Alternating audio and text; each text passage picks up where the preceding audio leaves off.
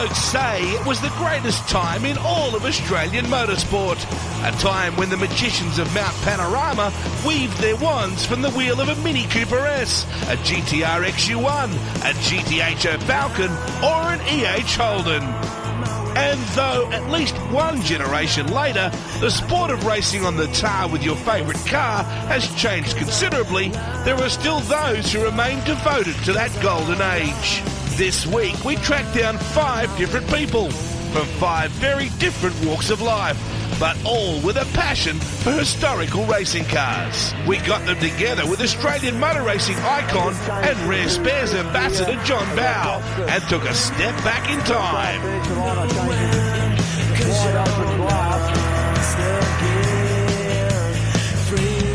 What we pulled together was Australia's fastest Mini, a snappy red GTR XU1, a sweet old EH Holden, and a surprisingly quick Ford Escort, and a brutish GT Falcon, and asked John Bowe to comment on all of them. So what's John Bowe's life like since V8 supercar racing finished? Has it got any slower? Well, I've tried to catch my breath a bit and, to try and reflect on what's going to happen next, really. I'm going to do some racing just for fun. I'm going to race a Bianti muscle car at the Clipsal meeting because I've never driven one before, so I'm just going to try and experience a few things that you sort of don't have time to do when you're in the pressure cooker of the V8 supercar world. I mean, the V8 supercar world's pretty intense, and I was in it for a long time, and I was very fortunate to be in it for a long time, but I'm going to try and get back to my my basics a bit, do a bit of racing just for fun, which is what we all started doing in the first place.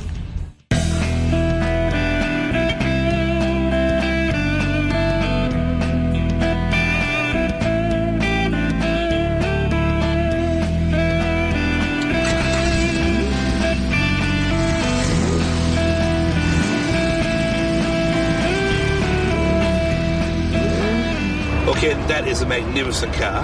How did you come about it? Wade, I saw it in the Auto Action magazine many years ago, and it was just a 2-line ad, and I noticed that it had been raced by a guy by the name of Roland Hill. So I went and had a look at the car, and I found that this particular car had a bit of history, and it was built in about 1980-81 when Appendix J was first introduced. So it's not a car that's been built last week to comply with the rules and regulations. It has some history to it, and I have the original logbooks. And it was owned by Roland Hill, it was owned by Jim and raced by Jim Winterbottom, who's the father of Mark Winterbottom and current V8 supercar driver. And I've restored it once, and obviously had a couple of dings with it and put it back together. But I always liked EHs when I was a kid, and I couldn't afford one growing up. And I saw this particular car, saw that it had history to it, and I think that's what this is all about, is old cars and historic touring cars. And so I purchased it and restored it, and Roland Hill came and had a look at it, and he was amazed that I'd left it as original as I could. And I just like having a bit of fun with it. Now it's registered for the road as well. It's a big heavy lump of a thing, and when you've got to take it to the mechanics or just down to get some new tyres, whatever you might want to do is put it on the trailer, get it off the trailer. And I found for the cost of road registering it, and you're allowed to drive it on the road, it just made life easy. I've driven it here this morning along Parramatta Road and everything. Now John Bowe was commenting on the small steering wheel, saying, should you be going with a big bus wheel to get this thing around? Yeah, well, I don't particularly like them. And again, this wheel was in it when I bought it, and if you're going quick enough, it lightens the steering up, so it doesn't matter too much. Engine-wise, what are we talking? Engine-wise, it's got a run, to comply with the rules, it's got a run of 179, which that's got in it. It's overboard by about 30 thou. What you do with the head is open. This is not a roller rocket car, it's just a normal head on it and springs. And it runs triple Webers, and that's about it. Look, I just enjoy having a lot of fun with it, and as I say, with drum brakes and through on the tree, after a few laps around Eastern Creek or somewhere like that, you start to have to think a bit, braking a bit early, because she does tend to run out of them. But that's the nature of the beast, we know what it is, and I've got friends of mine that want me to sort of put disc brakes on a 4-speed box, but then it's not an EH as far as I'm concerned.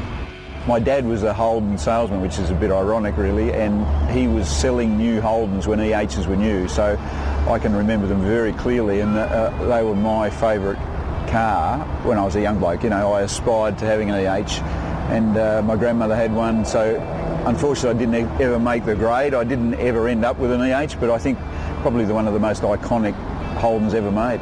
You never raced one? No, I haven't. It's probably one of the few cars I haven't raced. I've had a race or driven for magazine tests or stories in most race cars, most types of race cars, but I've never had the opportunity in an E8, so maybe I can borrow one.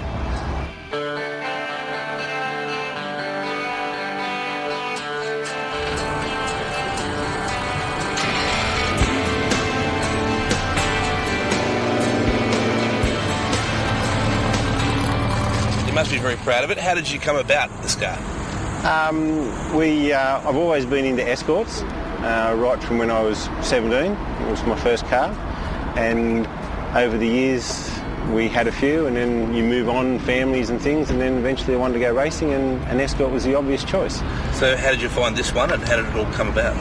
I actually bought an Anglia first, because it was not that much different to an Escort, and the price was right, and the category was what I wanted to race in. And when we started or introduced the new pre-73 class, I wanted to move up and have another car, and an Escort was the obvious choice. I looked around and was able to pick up a car that had actually been started. It was just a body shell with a roll cage. Wow. And we purchased that and moved on from there. How long did it take you?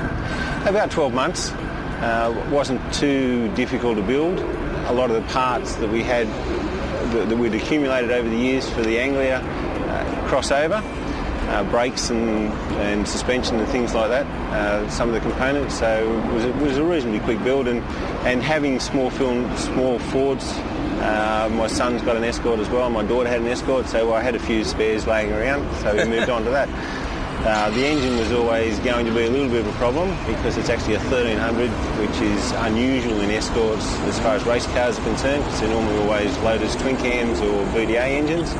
But I wanted to stick with the smaller engine because of cost, and we eventually found an ex-Formula 3 Cosworth engine for it, and which is exactly the right engine that it needed.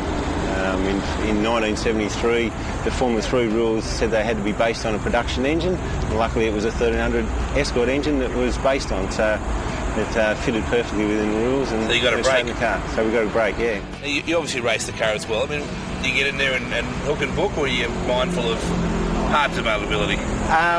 We drive pretty hard because with the little engine cars, you have to get stuck in and drive them reasonably hard.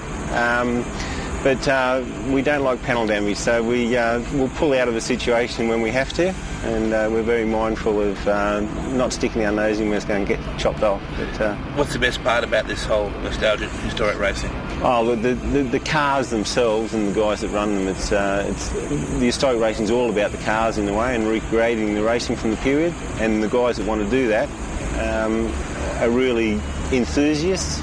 And they look after the cars, and so they're mindful of everybody else's cars, but they're always well presented, and it's just a good.